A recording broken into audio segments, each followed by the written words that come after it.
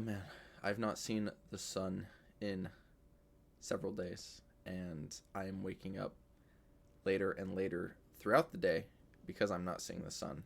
It is so gray outside, and it might not seem like it to you guys, but if I flip the webcam around, I promise you it will be very gray and not really depressing, to be honest.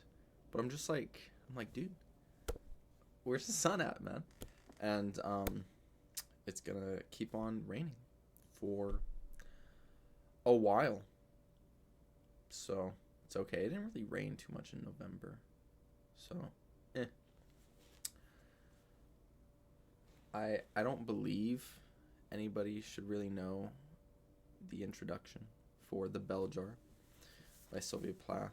The Bell Jar is a very famous, I don't want to say contemporary novel because it came out in the mid 20th century. Sylvia Plath was a very troubled writer, was a very troubled person, very depressed, living alone in England for with her two children. But she was born 1932 and committed suicide in London in 1963. So yeah, it must have been published in 71 in America. The Bell Jar is, I guess it's a take on Plath's life. She mentions how in a fig tree there are so many branches, right? So many branches, and the main protagonist, Esther, looks at all of these branches and wants to have all of them. She wants to be a poet. She wants to get married and have a lot of kids. She wants to travel Europe, and she wants to, work in the fashion industry, writing, and she wants to do all of these things. But that's not really the way life worked back then, and in most instances, it's not really how life works now. You sort of pick a career and you stick with it, and sure, you might be able to switch, but having a kid is pretty permanent, and that is one of the things that weighed a lot on Esther's mind, was having a child. So overall, the synopsis of the story anyways is, slight spoilers, she gets invited to New York New York City off of a scholarship, working for, or off of a prize rather, in a magazine, where she gets to work for like a fashion magazine, and gets treated out to all these really nice dinners and parties and stuff like that. And that's about like the first third of the book. Then she moves back home, and almost immediately the change happens. There's the paranoia. I wrote it down. Hold on. I got it. See, I wrote stuff down this time.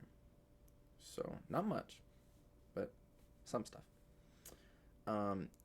You really start to see like the varied shifts between depression, paranoia, suicidal thoughts and actions, as well as envy and ego. And you really do see paranoia pop up a lot here. Maybe not so much depression, I would say, because Esther seems like she just doesn't really know what she wants in life, and that causes her a lot of stress and anxiety.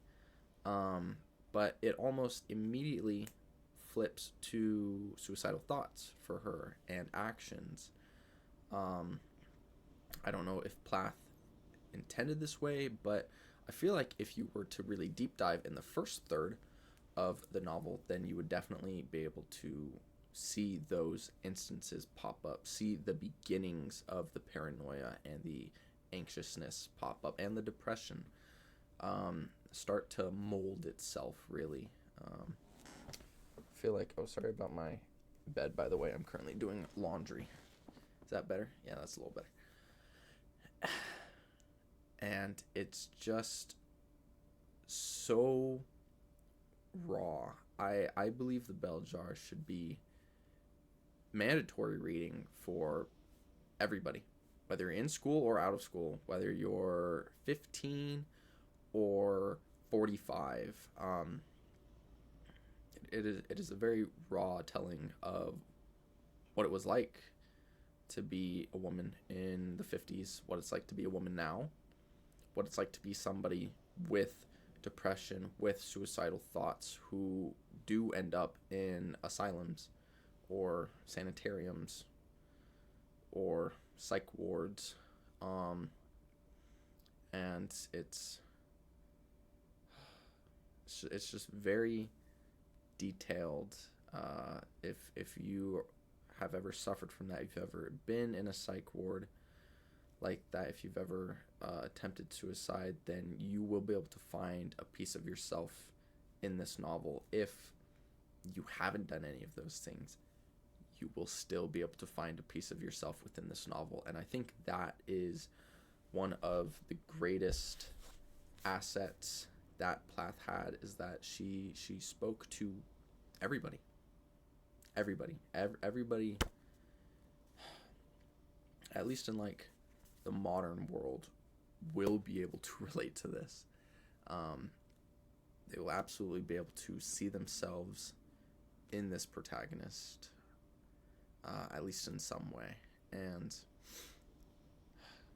I don't know, it's like it's a very easy read, you know, like it's 244 pages. And the only reason I didn't finish it in a day was because I was busy. So if I wasn't busy, I would have absolutely devoured this in one day. And it's just very telling, I guess, to see that transformation go through with her. Chapter 10 is the beginning of when Plath makes it obvious to the reader. All of chapter 10 is just beautiful. The prose that she chooses, the metaphors and the similes are just the way she describes the transformation is, or the breakdown is incredible. It was just riveting. I would like, and then like I don't annotate too many books because I try to keep them clean, except for the books that I read for class. But I think this book is going to change that for me, because I had to annotate it, because it was just so beautiful. Like it spoke like poetry to me. So if you wouldn't mind, I would like to read just a couple little sections. This is towards the very end of the novel, page 243 for me. Quote, "There would be a black 6-foot deep gap hacked in the hard ground. That shadow would marry this shadow, and the peculiar yellowish soil of our locality seal the wound in the whiteness, and yet another snowfall erased the traces of newness in Joan's grave. I took a deep breath and listened to the old brag of my heart. I am, I am, I am."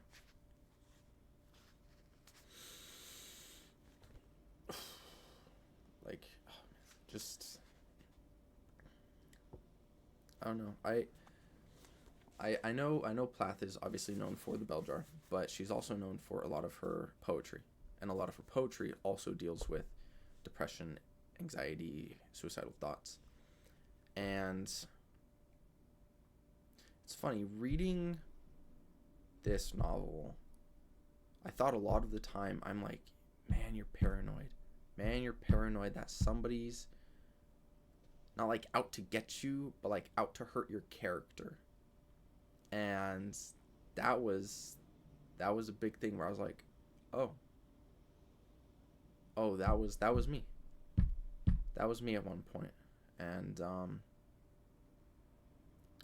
don't know, to be able to see, well, that's the interesting part, right? Like you don't see Esther really dig herself out of it. You don't. It's more spoilers. I don't know if I'll end on this or not. I don't really structure my vlogs in any particular way. she gets electroshock therapy 5 times after spending probably half the book in different psych wards, mental facilities, and then she gets a little better.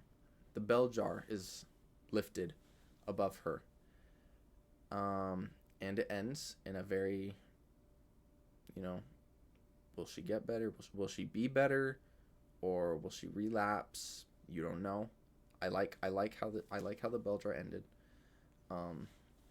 Definitely, I can't remember the ending that's called, but a questioning ending.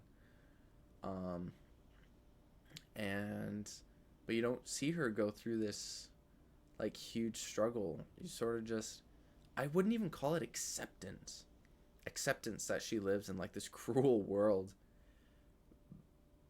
but there are things that helped. There are things that she was able to work through. Actually, I won't get into the particulars of those, but now that I'm thinking about it, no, she did work through things that would greatly benefit her life, that she knew would benefit her life, and that her doctors listened, and she was able to do it. And it's just step by step, and even then some of us are not so lucky. Even some of us still find the shadows ruminating in the back of our minds. That's all I have to say about Sylvia Plath's The Bell Jar. If you have not read it, please drop your current book, drop whatever you're doing, go buy a copy, and go read it. Go read it, and then go read some of Plath's poetry, and then go read about Plath, and then just sit there and ruminate on it, digest it, mull it over in your brain, because I think that would do a lot of us a lot of good. And with that, I will see you guys later. Thank you so much for watching. Goodbye.